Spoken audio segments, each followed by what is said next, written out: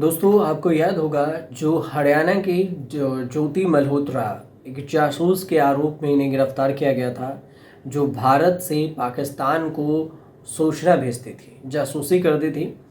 इनका एक YouTube channel था और इस यूट्यूब चैनल के बहाने ही पाकिस्तान बाकी के देश भी घूमी। हालांकि बाद में इसे अरेस्ट किया गया। तो कई सारे खुलासे हुए कि कैसे पहुंचे पाकिस्तान, क्या किया गया। इसमें पूछताछ अभी भी हो रही है, लेकिन फ़िलहाल इस बीच में एक जो बड़ी खबर हो आ रही है वो ये कि दो और यूट्यूबर्स पाकिस्तान को जासूस में इंफॉर्मेशन भेजने में जासूसी के आरोप में गिरफ्तार हुए हैं। पाक के लिए जासूसी करते थे और हरियाणा के ये पलवल के खबर है। पलवल पुलिस के मुताबिक यूट्यूब पर वसीम अकरम और तौफीक को पाकिस्तान के लिए जासूस करने के आरोप में गिरफ्तार किया गया है। जांच में ये पता चला कि ये दोनों पाकिस्तान हाई कमीशन जो पीएचसी है उसके वीजा डेस्क के जरिए चल रहे जासूसी नेटवर्क का हिस्सा थे। वीजा के नाम पर रिश्वत लेने, सिम कार्ड और सेना से जुड़ी संवेदनशील जानकारियां पाकिस्तान को पहुंचाने जैसे मामलों से इनका खुलासा हुआ है। जो पुलिस ने जानकारी दी है उसमें सीधे सीधे जो जानकारी यही आई है। इससे पहले जो मलेर कोटला के गुजाला और यामीन नूह के अमन जैसे मामलों में भी यही पैटर्न सामने आया था। मतलब जासूसी के कई मामले हैं जो हरियाणा से निकलकर सामने आ रहे हैं। हाल ही में जो गिरफ्तारी हुई है उससे ये भी साफ होता है कि पाकिस्तान हाई कमीशन पीएचसी का वीजा डेस्क सिर्फ वीजा देने का काम नहीं कर रहा है, बल्कि ये भ्रष्टाचार और जासूसी का भी हथियार बन गया है। पलवल में जो वसीम और तौफीक पकड़े गए वो लोगों से पैसा लेकर उन्हें पाकिस्तान का वीजा दिलाने का झांसा देता था, जो पैसे भी वसूलते थे और उसका बड़ा हिस्सा पाक हाई कमीशन के अधिकारियों को दिया जाता था। जांच में ये भी सामने आया है कि दानिश नाम का एक कर्मचारी इन पैसों को आईएसआई एजेंटों तक पहुंचाता था। ये एजेंट टूरिस्ट वीजा पर भारत आते और यहीं पर रहकर अपनी जासूसी गतिविधियां चलाते। वसीम अकरम कैसे फंसा, तो सवाल ये भी आपके मन में उठ रहा होगा। तो इसमें वसीम अकरम जो सिविल इंजीनियरिंग की पढ़ाई कर चुका है, वह पहली बार तब फंसा जब उसे वीज़ा चाहिए था। उसका वीज़ा रिजेक्ट हो गया, लेकिन पाक हाई कमीशन के कर्मचारी जाफ़र उर्फ मुजमिल हुसैन को 20,000 रुपये का रिश्वत देने पर उसे फिर से वीज़ा मिल गया।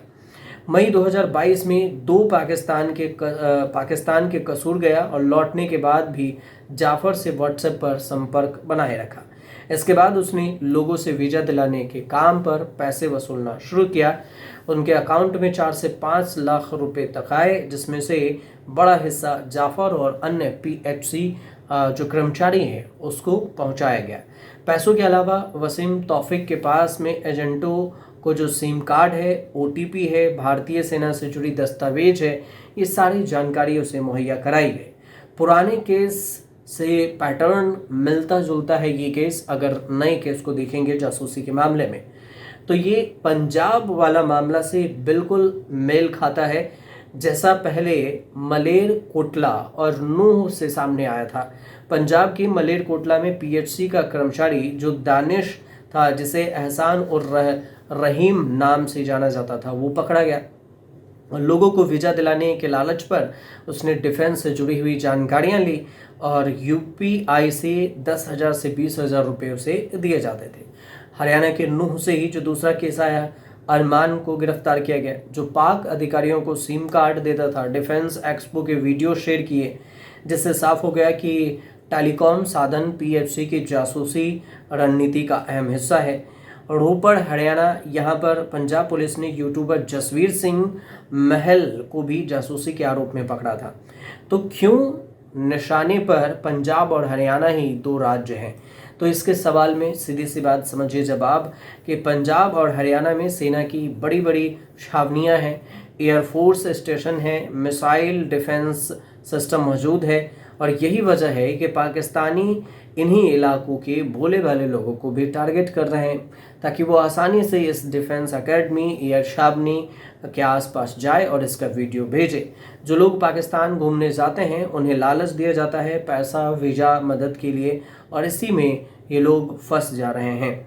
यहाँ पर पलवल, मरेल, कोटला, नू, इन तीनों जगह के पैटर्न एक ही जैसा है, जहाँ पर PHC अधिकारी वीज़ा की प्रक्रिया में रिश्वत लेता है, जानकारी लेता है, SIM card, bank account, OTP, सेना से जुड़ी जानकारी के बदले में पैसे देकर ट्रांसफ़र किया जा रहा है। दूसरे देशों में भी इसे भेजा जा रहा है।